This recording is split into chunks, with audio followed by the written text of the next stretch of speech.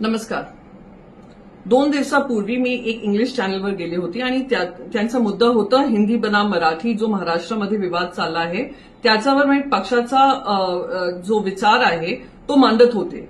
त्याचमध्ये मला अँकर विचारलं मला मराठी येत आहे की नाही आणि मी बोलू शकते की नाही. मी त्यांना सांगितलं हो मी बोलू शकते, पण माझी मराठी कमजोर आहे. माझं असं म्हणणं होतं की मी फराटेदार मराठी बोलू शकत नाही, हे माझी फेलिंग आहे, ही माझी लँग्वेज डेफिशियन्सी आहे. आता अँकरला कळलं असेल मला माहित नाही, पण एकनाथ शिंदेचा पाठीला असं लागलं की मी मराठी बोलूच शकत नाही आणि त्याने माझी ट्रोलिंग सुरू केली. दिवस रात्री ट्रोलिंग होत होते, पण मी कधीही ट्रोलिंगला जबाब देत नाही आणि ध्यान पण देत नाही.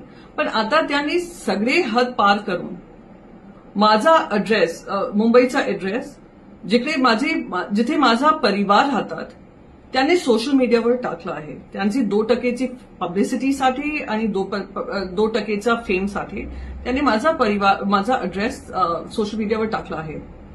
आता काहीतरी असुरक्षित वातावरण तिथे निर्माण झालं तर त्याची जबाबदारी त्या महिला प्रवक्ता, एकनाथ शिंदेची महिला प्रवक्ताची होणार, फक्त आणि फक्त त्यांची होणार. आणि एकच बात मी करून आपली बात संपवणार आणि मुद्दा संपवणार की ताई मी अमराठी होऊ शकते आणि माझी मराठी कमजोर होऊ शकते, पण माझं इमान कमजोर नाही. अमराठी होऊ शकते पण मी गद्दार नाही. आणि हे मेसेज तुमच्यासाठी आहे, पण तुमच्या सगळी महिला गँग पण याच्यावर विचार करा. जय महाराष्ट्र, जय हिंद.